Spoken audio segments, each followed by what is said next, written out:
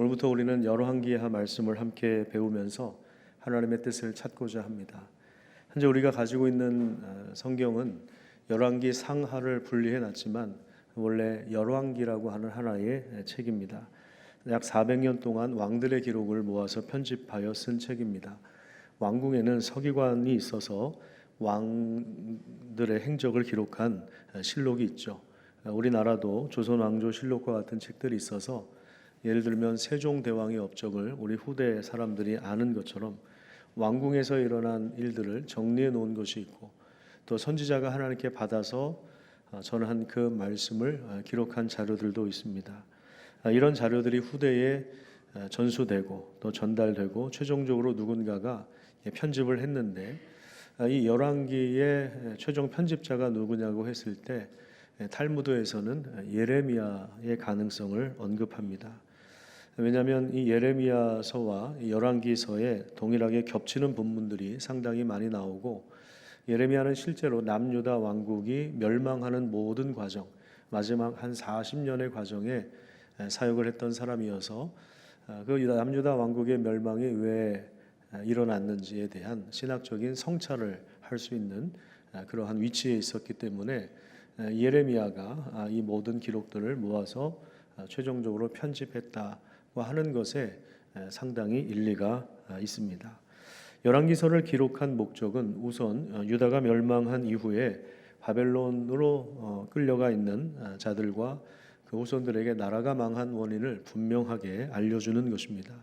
그래서 왕들과 그 조상들이 말씀을 버리고 우상을 숭배한 그 죄로 인해서 하나님이 공의로운 심판을 하시고 나라가 망해서 바벨론에 끌려와 산다는 사실을 깨닫게 해서 그들의 삶과 신앙을 다시 하나님 중심으로 회복하는데 이 책의 목적이 있는 것입니다. 예레미야서를 통해서 우리는 하나님의 그 무서운 심판이 왜 필요했는지, 그것을 우리가 그동안 예레미야를 통해서 살펴봤는데, 우리 열왕기야서를 읽으면서 그 심판의 필요성을 조금 더 자세하게 그 속살, 그 왕들의 행적을 살펴보면서 그 속살들을 들여다보는 기회를 제공하게 될 것입니다. 여러분, 여행 좋아하시죠? 요즘에 많은 분들이 여행을 가시는데요. 또 해외여행 다녀오시는 분들도 계시고, 그런데 우리가 이제 시간 관계상 또 잘 모르기도 하고 그래서 이렇게 유명한 곳 몇 군데 이렇게 찍고 돌아오는 경우가 많습니다. 그 앞에서 사진을 찍고 맛있는 음식을 먹고 그렇게 해서 어느 나라를 다녀왔다 이렇게 이야기할 수 있지만, 사실 그렇게 해가지고는 그 나라를 그 면밀하게 관찰하기는 어렵죠. 그 나라의 문화나 어떤 그 나라가 가지고 있는 특성들, 그 속살들을 자세하게 살피지는 못합니다. 그래서 그 나라 현지의 사람들과 같이 어울려서 시장에도 가보고 또 그 집에서 잠도 자보고, 그렇게 뭐 최소한 한 두세 달 정도 이렇게 살면 그래도 그 나라가 이런 나라구나 하는 것을 조금이라도 알 텐데, 우리는 뭐 시간도 없고 여러 가지가 제한되어 있다 보니까 몇 군데 이렇게 찍고 오기가 바쁘죠. 근데 어쩌면 우리 예배가 그런 예배가 될 수 있겠다는 생각을 해봅니다. 그냥 한번 찍고 오는 거예요. 주일날 한번 찍고 오는 것을 가지고는 우리 성경의 깊은 맛을 들여다보기가 어렵습니다. 그래서 여러분들이 우선 설교를 들으실 때 아주 집중해서 들으셔야 하고요. 그리고 필요하면 메모를 좀 하십시오. 그리고 주중에 한 번 더 반복해서 말씀을 들으시면 훨씬 더 설교가 이해가 됩니다. 보통 제가 한 30분에서 35분 정도 설교를 하는데, 이 35분짜리 설교를 여러분들이 한 번 들었다고 해서 다 이해가 되는 게 아닙니다. 영화도 그렇죠. 영화 한 번 봤다고 해서 그걸 다 이해할 수 있는 건 아니죠. 대충 그 영화를 통해서 감동을 받고 그럴 수는 있지만, 그 영화를 한 두 번, 세 번 다시 보게 되면 그 대사의 그 맥락을 읽게 되고 그 의미를 조금 더 추적하게 되는 것처럼, 우리가 주중에 설교 듣기를 다시 한번 하면, 복습을 한 번 더 하면 이 말씀을 조금 더 깊이 알 수가 있고, 또 여러분들이 이 열왕기하를 우리가 이제 한 달 반 정도 하니까 한 달 반 정도 되는 기간에 열왕기하서를 여러분들이 집에서 꾸준하게 읽어 오시면 이 열왕기하 말씀을 통해서 하나님이 우리에게 주시는 그 뜻을 조금 더 분명하게 깨달을 수가 있는 거죠. 그 은혜를 함께 깊이 누리시기를 축복합니다. 우리 지도를 좀 하나 보겠습니다. 이스라엘 나라도 우리나라처럼 남과 북으로 분열이 됐어요.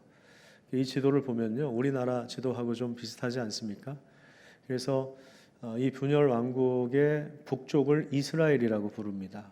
이스라엘의 중심 도시는 사마리아죠. 그리고 남쪽을 유다라고 부릅니다. 유다의 중심 도시는 예루살렘이라고 할 수 있는데요. 우리나라도 이북의 수도가 평양이죠. 평양에 위치하고 좀 비슷해 보이기도 해요. 또 남쪽의 수도가 서울인데 서울의 위치보다 예루살렘은 조금 오른쪽으로 가 있는 것 같기도 하고요. 이 지도에서 또 왼쪽에 보시면 블레셋이 보입니까? 블레셋에는 5개의 대표적인 도시가 있는데 이 도시 중에 하나가 가장 유명한 곳이 가사라고 하는 지역인데 오늘날의 가자 지구입니다. 지금도 계속 전쟁이 일어나는 그 지역이죠. 그리고 오른쪽에는 모압이라고 하는 나라가 있습니다. 지금의 요르단 땅인데요. 지금 이 이스라엘 나라가 이렇게 북쪽과 남쪽으로 분열되어 있고, 그래서 북쪽은 한 270년 정도 가다가 아수르에게 멸망을 당하고, 남쪽은 다윗 왕가의 정통성을 이어받아서 비교적 선한 왕들이 많이 출현했는데 한 400년 동안 유지되다가 남유다 왕국도 결국에 바벨론에 의해서 멸망을 당하는, 멸망당하기까지 한 마지막 한 40년의 기간에 대해서 예레미야가 선포했던 말씀이 예레미야서고, 북이스라엘도 그렇고 남유다도 그렇고 왜 멸망을 당했느냐, 그 왕들의 행적을 기록한 책이 바로 이 열왕기서라고 할 수 있습니다. 이스라엘의 초대왕 사울 왕 때, 그리고 두 번째 다윗 왕 때 이렇게 나라가 번성했거든요.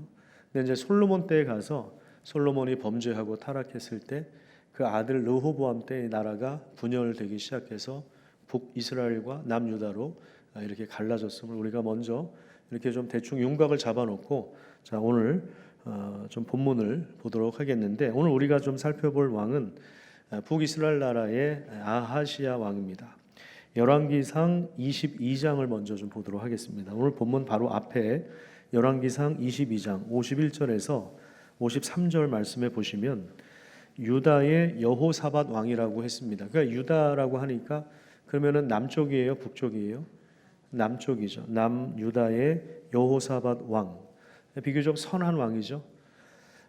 여호사밧 왕 17년 때에, 그러니까 즉위한 지 17년 때에 북쪽에서는 아합의 아들 아하시야가 사마리아에서 이스라엘의 왕이 되었는데 몇 년 동안 다스렸다고 이야기합니까? 2년 동안 다스렸습니다. 그러니까 굉장히 짧은 시간이죠. 보통 왕이 되고 파악하려면은 한 6개월 정도 걸릴 것 같은데요. 한 1년 반 만에 죽어요. 2년이라고 하는 시간이 굉장히 짧은 시간이어서 뭔가 업적을 세울 만한 그런 여력도 없었을 겁니다. 그런데 분명하게 지금 성경이 이야기하고 있는 게 뭐냐면 하나님 앞에서 악을 행하였다, 이렇게 이야기합니다. 무슨 악을 저질렀는지는 구체적으로 나오지 않지만 분명히 죄를 지었습니다. 그리고 이제 빼놓지 않고 하는 말이 뭐냐면 그 아버지의 길과 어머니의 길로 행하여서 바알을 숭배하여서 결국 하나님의 진노를 가져왔다, 이렇게 이야기합니다. 북이스라엘 왕조는 거의 다 악한 왕조였는데 그 중에서도 오므리 왕조 때 가장 악했습니다. 그 중에서도 가장 절정이 아합 왕이고 그 부인이 이세벨이에요. 왕과 왕비가 아주 쌍으로 나라를 완전히 말아먹었습니다. 그 아들이 아하시야입니다. 그러니까 얼마나 이 나라가 타락을 했는지 여러 가지 사건이 나오는데, 이제 열왕기 상에 나와요. 후반부에 나오는데요. 나라에 3년 동안 비가 오지 않기도 하고 거짓 선지자들이 나라를 거의 점령해서 갈멜산에서 엘리야 선지자가 850대 1로 홀로 싸워야 했을 정도입니다. 그러니까 아하시아 입장에서는 이 부모에게 보고 배운 것이 그런 것밖에 없어서 그랬는지 2년밖에 다스리지 않았는데도 하나님이 굉장히 화가 나셨어요. 그 결과 그 여파가 오늘 이제 열왕기하 본문에서 드러나기 시작합니다. 1절 말씀 보십시오. 거기 보시면 아합 왕이 죽은 후에, 아하시아가 이제 왕이 되었을 때 누가 이스라엘을 배반했다고 이야기하죠? 모압 기억나세요? 아까 오른쪽에 있었던 그 나라죠. 지금의 요르단인데 지금도 너른 평야에 곡식이 넘실거린다고 합니다.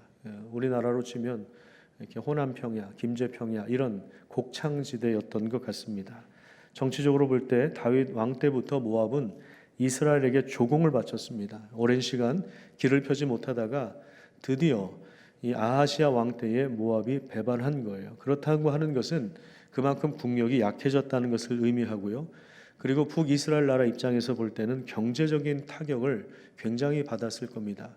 우리나라도 무역에 의존하는 나라인데 중국에 대한 의존도가 높죠. 중국하고의 길이 막혀버리면 사실 이 사업하시는 분들 굉장히 힘들어하십니다. 그럼 우리나라도 이제 그렇게 타격을 받는 것처럼 이 모압이 경제적인 조공을 바치지 않으니까 아마 굉장히 경제적으로 망가졌을 겁니다. 그리고 정치적인 위상도 많이 흔들렸겠죠. 그리고 2절을 한번 보십시오. 나라 외적으로는 그런 어려움이 있었고 아하시아 스스로에게도 어려움이 있었는데 다락 난간에서 추락하는 사고가 벌어집니다. 몇 개월 재활을 하면 되는 정도가 아니라 이게 심각한 질병으로 번졌어요. 자, 그 다음에 아하시아가 했던 행동이 뭐냐면 사람들을 보내서 에그론의 신 바알세붑에게 이 병이 낫겠나 물어봅니다. 이 에그론이라고 하는 도시는 아까 봤던 유다 왕국 왼쪽에 있었던 블레셋 5개의 도시 중에 하나인데요. 대표적인 5개의 도시 중에 하나인데 가장 북쪽에 있습니다. 에그론 지역에는 바알세붑이라고 하는 이름의 무당이 신의 선언도 해주고 장래일에 대해서 예언도 해준다는 그런 소문들이 있었습니다. 이 바알세붑이라고 했을 때 바알은 주라고 하는 의미고요. 그다음에 세붑은 파리를 말합니다. 파리 올림픽 할 때 그 파리가 아니라 여러분들이 가끔 만나는 그 파리 있죠. 그 파리를 말하는 것입니다. 그러니까 이 바알세붑은 파리 때의 주인이라고 하는 뜻을 가지고 있어요.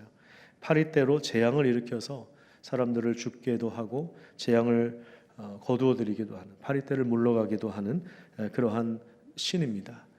그 나라 남쪽의 파리 때들은 무서운 병균을 몰고 다녔다고 하는데요. 그 파리 때를 통솔하는 그 신이 바로 바알세붑입니다. 그러니까 요즘식으로 말하면 무당인데 그냥 무당이에요. 무당인데 지금 왕이 자기가 이 병이 들은 상태에서 이게 굉장히 위중하니까 이 병이 낫겠느냐. 자, 이것을 누구한테 물어보냐면 무당 찾아가서 파리 때를 통솔한다고 하는 그 무당을 찾아가서 물어본 거예요. 그러니까 이런 행위를 보면서 우리는 이스라엘 왕 아하시아가 지금 얼마나 망가졌는지 하나님과의 관계가 뒤틀어져 있는지를 보게 되는 것입니다. 그러니까 아하시아 왕이 다락에서 추락한 사고는 단순한 사고가 아니었음을 알게 되는 거죠. 북이스라엘이 지금 멸망을 향해서 추락하고 있음을 상징적으로 보여주고 있는 것입니다. 왜냐하면 왕은 곧 그 나라를 의미하기도 하거든요. 이에 대해서 하나님이 얼마나 진노하셨는가. 그 아합의 범죄뿐만 아니라 아하시아의 죄에 대해서도 하나님이 얼마나 진노하셨는가. 그것을 우리가 알 수 있는 것입니다. 3절과 4절을 한번 볼까요? 거기 보면 하나님이 엘리야 선지자를 보내셔서 아하시아 왕이 보낸 종들을 만나서 메시지를 전달합니다. 자, 같이 한번 읽겠습니다. 시작. 여호와의 사자가 디셉 사람 엘리야에게 이르되 너는 일어나 올라가서 사마리아 왕의 사자를 만나 그에게 이르기를 이스라엘에 하나님이 없어서 너희가 에그론의 신 바알세붑에게 물으러 가느냐. 그러므로 여호와의 말씀이 내가 올라간 침상에서 내려오지 못할지라 내가 반드시 죽으리라 하셨다 하라. 엘리야가 이에 가니라. 그러니까 하나님은 아하시아의 종들이 지금 무당 찾아가는 그 길을 가로막으신 거예요. 그리고 분명히 메시지를 전달하셨는데 야, 이스라엘에 하나님이 없냐? 너 반드시 죽을 것이다. 이렇게 말씀하셨습니다. 자, 아하시아가 왜 죽었을까요? 다락에서 추락한 것 때문에? 아니면 병이 깊어져서 죽었을까요? 17절 말씀 한번 볼까요? 한 장 넘기셔서 17절에 보시면 왕이 엘리야가 전한 여호와의 말씀대로 자, 어떻게 되었습니까? 죽었습니다. 그러니까 말씀 때문에 죽은 거예요. 우리는 기억해야 됩니다. 살고 죽는 것이 말씀에 달려 있는 것입니다. 말씀을 무시하면 죽는 것이고 말씀을 존중히 여기면 사는 것입니다. 모이면 살고 흩어지면 죽는 게 아니고 말씀을 존중하면 사는 거고 말씀을 무시하면 죽는 겁니다. 자, 5절에 보십시오. 5절에 보시면 본문 5절에 보면 왕이 보낸 사자들이 이 말씀의 권위 때문에, 그러니까 엘리야가 전한 말 때문에 되돌아갔어요. 그러니까 무당을 찾아가지 않아요. 그러니까 되돌아옵니다. 되돌아와서 왕에게 말씀을 전하죠. 그러니까 왕이 왜 되돌아왔냐? 그랬더니 어떤 사람이 우리한테 이런 말씀을 전해 주었습니다. 그랬더니 그 사람 행색이 어떠냐 물어봤더니 이러이러했습니다. 털이 많은 사람입니다. 실제로 털이 많은 건지 각주를 보면 털옷을 입었다 이렇게 이야기했는데 엘리야의 패션 스타일이에요. 딱 그 얘기를 듣고 엘리야구나 딱 알았어요. 왜냐하면 자기 아버지 아합하고도 갈멜산에서 850대 1로 전투를 벌였잖아요. 그러니까 엘리야 선지자가 누군지를 알아요.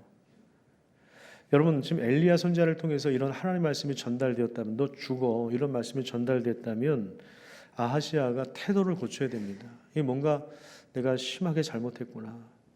그리고 그 행실을 고치고 하나님 앞에 회개했어야 되는데 그러질 못했어요.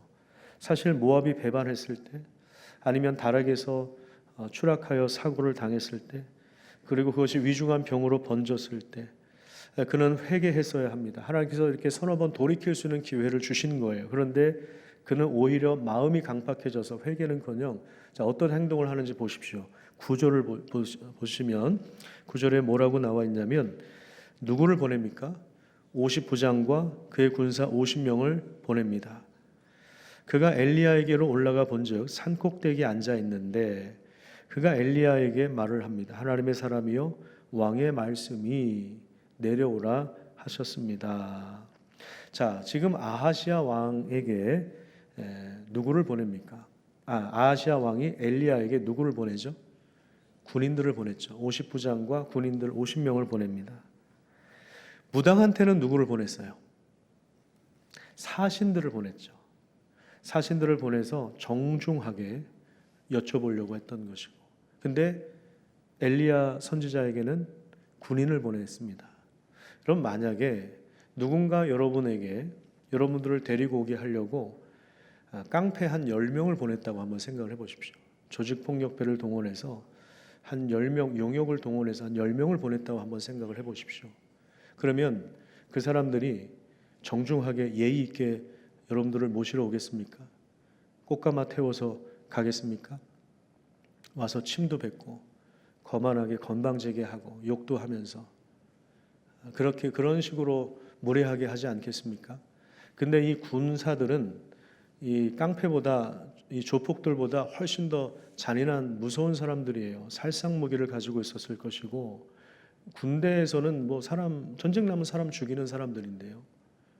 군사 50명을 보냈다는 이거 자체가 지금 잘못된 거예요. 그리고 50명의 군사 그 지휘관 50부장이 와서 엘리야한테 하나님의 사람이요 왕의 말씀이 내려오라고 하셨습니다. 이렇게 말하니까 되게 정중해 보이잖아요. 이게 굉장히 거만한 행동입니다. 아까 말씀드린 것처럼 군인을 보냈다는 것 자체가 문제고 원문을 보면요 내려오십시오 이게 아니고요 내려와라 이렇게 명령을 내리고 있는 거예요. 굉장히 무례하게 명령을 내리고 있는 겁니다. 좋은 말 할 때 내려와. 이제 이거예요. 왕은 잡아오라고 명령을 내린 것인데 권력 남용이죠. 자기가 가진 군대의 힘으로 권력으로 선지자를 잡아와서 그 말씀을 통제하고 자기가 하나님과 맞짱을 뜨려고 하는 그러한 심산이었습니다. 여기에 대해서 엘리야가 어떠한 반응을 보였습니까? 10절을 보십시오. 내가 정말 하나님의 사람이라면 불이 내려와서 너와 군사 50명을 불살을 것이다. 그러니까 그렇게 됐습니다. 여러분 혹시 사람이 불에 타서 죽는 장면을 보셨습니까? 저는 실제로 본 적이 없어요. 저도 영화 속에서는 봤습니다. 영화 속. 근데 너무너무 끔찍해요. 영화 속이지만 너무너무 끔찍한 죽음이에요. 그런데 50명이 불에 타서 죽는 끔찍한 일이 일어납니다. 여러분 사실 이 왕의 명령을 받아서 어쩌면 직장 생활 열심히 한 건데 그렇죠? 왕의 명령을 수행한 이 사람은 도대체 뭔 죄냐 이렇게 질문할 수도 있을 텐데요. 이들도 지금 상당히 거만한 거죠. 50부장이 내세운 것이 뭐냐면 왕의 말씀입니다. 그러니까 그는 하나님의 권위보다 왕의 권력을 더 절대적인 것으로 삼고 왕을 대신해서 명령을 내리고 있는 거예요. 이게 문제입니다. 그러니까 하나님도 무시하고 하나님의 종도 무시하는 거죠. 엘리야를 향해서 하나님의 사람이라고 했던 것은 하나님의 권위 아래 있다 이 말이에요. 자기는 아하시아 왕의 권위 아래 있습니다. 아하시아 왕이 말하는데 너 내려오래.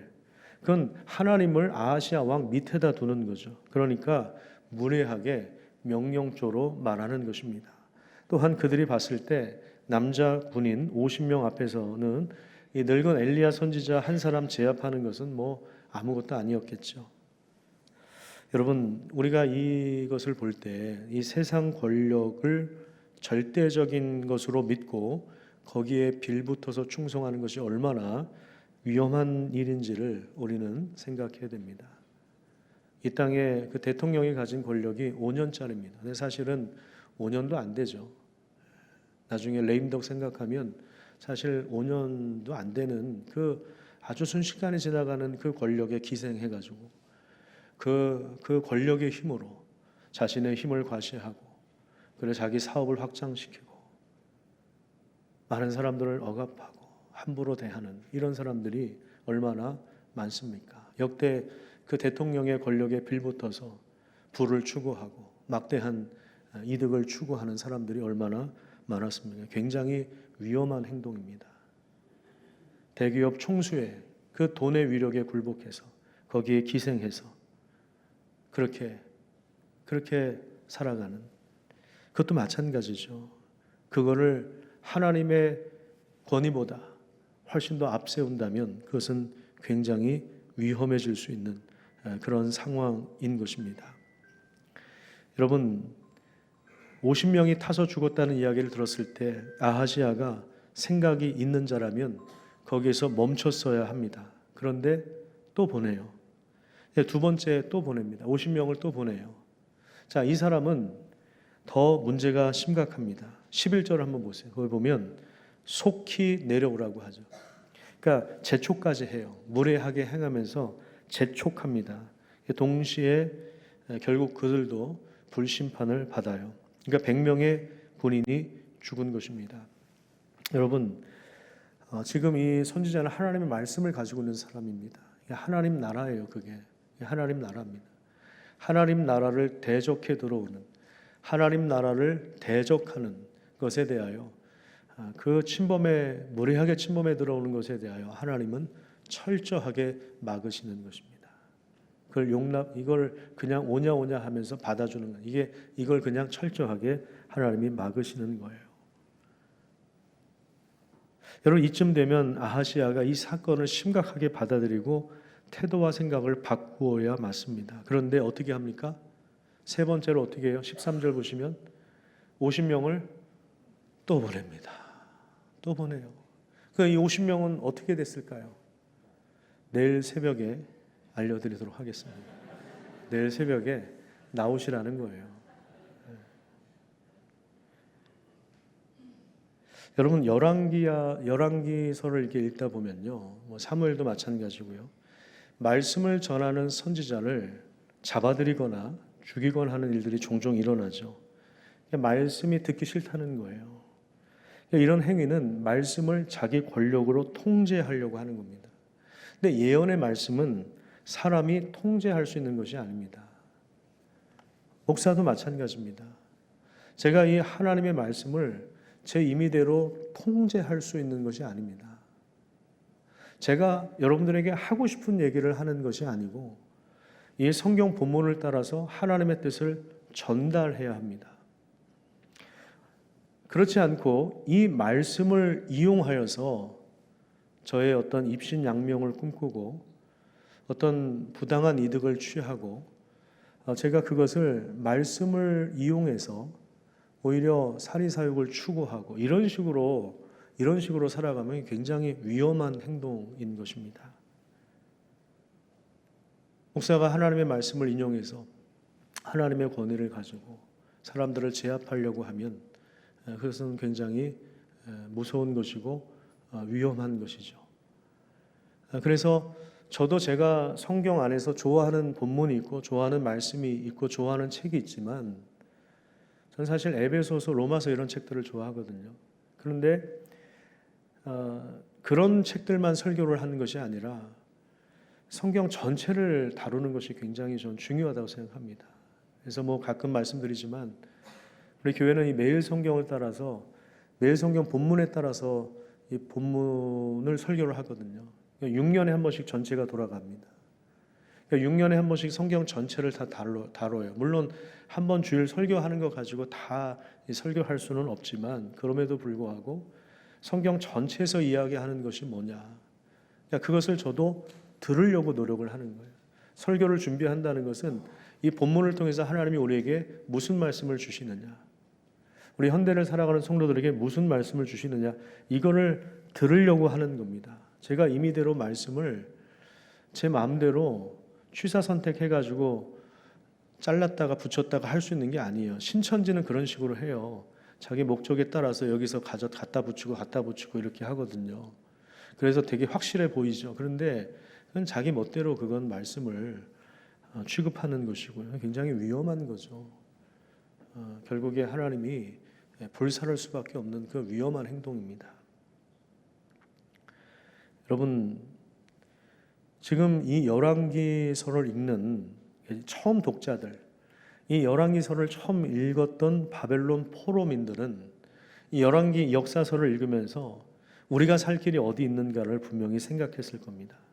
하나님을 떠나서 다른 신을 찾는 것이 얼마나 위험한 것인가를 역사 속에서 배웠을 겁니다. 그리고 바벨론 땅에 살지만 바벨론 신을 의지하고 숭배한다면 그것이 아무런 효과가 없을 뿐만 아니라 그것은 대단히 하나님의 진노를 불러오는 일이라는 것을 경고하고 있는 것입니다. 여러분, 우리는 기억해야 됩니다. 하나님은 소멸하는 불이십니다. 죄에 대해서 철저하게 심판하시는 분입니다. 하나님 나라를 대적하는 세력들에 대해서는 최후의 심판이 기다리고 있는 것입니다. 히브리서 12장을 한번 좀 찾아볼게요. 히브리서는 신약 성경의 좀 마지막 쪽에 가 있습니다. 여러분들이 성경을 통독하시다 보면 대충 히브리서가 이쯤에 있구나 이렇게 파악하실 수가 있습니다. 368페이지 정도에 있습니다. 히브리서 12장 25절에서 29절까지, 물론 이제 1절부터 읽으면 좋은데 시간 관계상 25절부터 보겠습니다. 너희는 삼가 말씀하신 일을 뭐 하지 말라고 합니까? 거역하지 말아라. 땅에서 경고하신 일을 거역한 그들이 피하지 못하였다. 땅에서 경고했다는 것은 모세가 구약 시대에 율법을 선포했는데 그 거역한 자들, 그들이 하나님의 심판을 피하지 못했다는 것입니다. 하물며 하늘로부터 경고하신 이 바로 예수 그리스도시죠. 하나님이 보내신, 그러니까 율법을 성취하신 그 복음을 가져오신, 복음 그 자체이신 예수 그리스도, 그분을 하늘로부터 경고하시니 그분을 배반하면 결국에 더 큰 심판을 받을 수밖에 없다는 거예요. 26절, 그때에는, 그러니까 구약 시대에는 소리가 땅을 진동하였거니와, 시내산에서 율법을 받을 때 그 땅이 진동했죠. 얼마나 두려웠습니까? 그래서 그 하나님의 음성을 듣고 사람들이 벌벌 떨었어요. 죄를 가진 인간은 하나님을 만날 수가 없거든요. 그래서 모세한테 당부한 게 뭐예요? 제발 당신이 말씀을 받아서 중간에서 전달해 주십시오. 직접 얘기하지 마시고, 하나님 직접 얘기하지 말게 하시고, 그래서 모세가 율법을 선포한 거죠. 그런데 내가 또 한 번만 땅이 아니라 하늘도 진동하게 할 것이다, 이렇게 말씀하십니다. 이 또 한 번이라 하시면 진동하지 아니한 것을 영존하게 하기 위하여 진동할 것들, 곧 만드시는 것들이 변동될 것을 나타내시면, 굉장히 번역을 이상하게 복잡하게 해놨는데요. 쉽게 말하면 이런 말이에요. 하늘과 땅이 한 번 더 진동할 것이다. 이거는 이제 핸드폰 진동 소리를 말하는 게 아니고 하늘과 땅이 울릴 정도로 지진보다 더 심각한 이제 최후의 심판을 말하는 거겠죠. 그 최후의 심판 때에 이 한번 흔드셔가지고 추수 때에 마치 타작을 하면서 알곡과 쭉정이를 가려내는 것처럼 쭉정이를 모아서 불로 사르시겠다 이 말이에요. 그것을 지금 경고하고 있는 것입니다. 그런데 우리는 어떤 사람들입니까? 28절에 보면 우리는 예수 그리스도의 은혜로 인하여 우리의 모든 죄를 하나님이 소멸해 주셨어요. 29절에 보면 하나님은 소멸하는 분이시다라고 했을 때 우리의 죄를 없애 주셨다 이 말이에요. 그래서 28절에 보시면 우리는 흔들리지 않는 나라를 받았다. 누가 뒤흔들 수 없는 그런 나라, 그 나라가 어떤 나라입니까? 바로 하나님 나라입니다. 하나님 나라가 예수 그리스도를 통해서 우리에게 주어진 것입니다. 그렇기 때문에 은혜를 받자. 여러분 은혜를 받으시기를 간절히 축복합니다. 은혜 받는 자리에 계셔야 하는 것입니다. 은혜 받는 자리. 하나님 은혜를 베풀어 주시는 것입니다. 그래서 우리가 하나님 앞에 나아갈 때는 어떤 마음으로 나아가야 되느냐? 우리가 하나님을 조종하려고 나가는 게 아니에요. 내가 말씀을 취사 선택하기 위해서 나가는 것이 아니에요. 하나님이 살아계심을 믿고 의지하면서 하나님 말씀 앞에서 내 인생을 의탁하기 위하여 나가는 것입니다. 그래서 하나님 앞에 경외함으로 감사함으로 나아갈 수 있는 것입니다. 은혜를 받는 것이죠. 여러분 그 어떤 것이든 좋습니다. 우리 인생을 살다 보면 어려운 일들이 있죠. 근데 나도 모르게 하나님 아닌 다른 것을 의지할 때가 있어요. 그런 것들을 하나씩 하나씩 내려놓고 특별히 하나님 앞에 기도하는 습관을 가지시길 바랍니다. 근데 저도 목사지만 사실 하루에 기도의 시간을 찾기가 쉽지가 않습니다. 그래서 제일 좋은 시간은 새벽 시간입니다. 새벽 시간인데 새벽에 기도하는 습관을 형성해 놓으시면 평생 하나님과 동행하며 기도할 수가 있는 것입니다. 그래서 우리가 하나님 말씀을 통해서 쭉정이와 같은 것들을 털어내야 되는 거예요. 흔들려서 쭉정이와 같이 불에 소멸될 것, 그것을 붙잡고 사는 것이 아니라 그것을 내려놔야 되는 거예요. 그것을 내려놓고 흔들리지 않는 것, 영원한 가치, 영원한 그 생명을 붙잡고 살아가는 그런 삶을 살아가야 하는 것입니다. 여러분 이 쭉정이와 같은 것에 기대어 살면 그 얼마나 어리석은 것입니까? 썩은 동아줄을 붙잡고 있다면 그게 가장 위험한 것 아닙니까? 고작 왕의 권력, 지금 2년짜리 추락하고 있는 왕의 권력에 기대어서 왕의 말씀이라고 하면서 선지자를 잡아오라고 하는 명령에 충성하는 그 삶은 얼마나 어리석은 행동입니까? 내일부터 온가족 새벽기도회가 시작됩니다. 기도하는 가운데 우리가 습관적으로 세상에 기대어 살았던 것, 하나님을 의지하지 않고 우리가 실제로 무당을 찾아가지는 않을 겁니다. 또 모르죠. 혹시 무당을 찾아가는 분들이 계십니까? 무당은 아니지만 무당과 비스무리한 세상의 그 어떤 것, 아무것도 아닌 것에 우리가 거기에 마음을 쏟고 거기에 의지하고 거기에 마치 내 인생의 행복이 다 달린 것처럼 그렇게 생각하는 것이 있다면 여러분 그것은 우리가 썩은 동아줄을 붙잡고 있는 것입니다. 여러분 그것을 내려놓고 진짜 같이 흔들리지 않는 그 나라의 생명을 붙잡는 그런 시간이 되기를 간절히 축복합니다. 그래서 이 새벽 기도회를 통해서 하나님의 은혜를 기대하시기를 바랍니다. 하나님께서 어떻게 역사하실지 모르면 저는 특별한 걸 싫어한다 그랬죠. 뭐 특별 기도회, 뭐 특별 축복 기도회, 특별 부흥성회 이런 거 별로 좋아하지 않아요. 그래서 특세라는 말도 별로 저는 쓰고 싶지 않아요. 그런데 온가족 새벽 기도회라고 하는 또 이 특별한 때에 하나님이 특별히 은혜 베푸실 줄 누가 압니까? 그건 뭐 저도 예상할 수 없는 거예요. 중요한 건 뭐냐면 은혜를 받는 그 자리에 계시는 것이 제일 중요합니다. 그리고 제가 목사로서 바라기는 우리 성도들에게 이 새벽 기도의 습관이 정말 습관으로 우리 체질로 자리 잡는 은혜가 있기를 간절히 축복합니다. 새벽에 깨어서 단 30분만이라도 하나님과 교제를 나눌 수 있다면 하나님 우리 평생에 우리 삶을 이끌어 가시고 우리가 하나님과 동행하는 그런 복된 여정을 우리 죽을 때까지 계속할 수 있을 것입니다. 여러분 그 놀라운 은혜의 자리에 함께 또 격려하고 서로를 초대하고 같이 또 카풀해서 같이 오시기도 하고, 그래서 집이 정말 먼 분들은 어쩔 수 없어요. 최은호 장로님처럼 연천에 사시거나 그러면 제가 이해를 합니다. 근데 그렇지 않은 이상은 우리가 모여서 되도록이면 현장에 와서 그렇게 하나님의 은혜를 받으시기를 바랍니다. 근데 정말 목사님 저는 진짜 정말 상황이 안 됩니다. 화장하는 데 한 2시간 걸립니다 저는. 그런 분들은 온라인으로라도 하십시오. 그런데 화장 안 하고 뭐 어떻습니까? 가끔 이제 화장 안 하고 새벽 기도하러 오실 때 제가 다른 교인이라고 착각하기도 하긴 하지만 그 뭐 목사가 몰라보면 어때요? 하나님이 아시면 되지.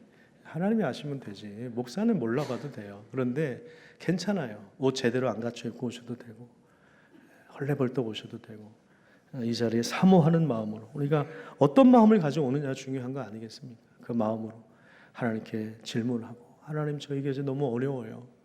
하나님 저 이런 고민이 있어요. 하나님 우리 자녀들에게 이런 아픔이 있어요. 그냥 얘기하세요. 얘기하시고 하나님 얼마나 기뻐하실까요? 하나님이 책임져 주시고 그 길들을 인도하실 것입니다.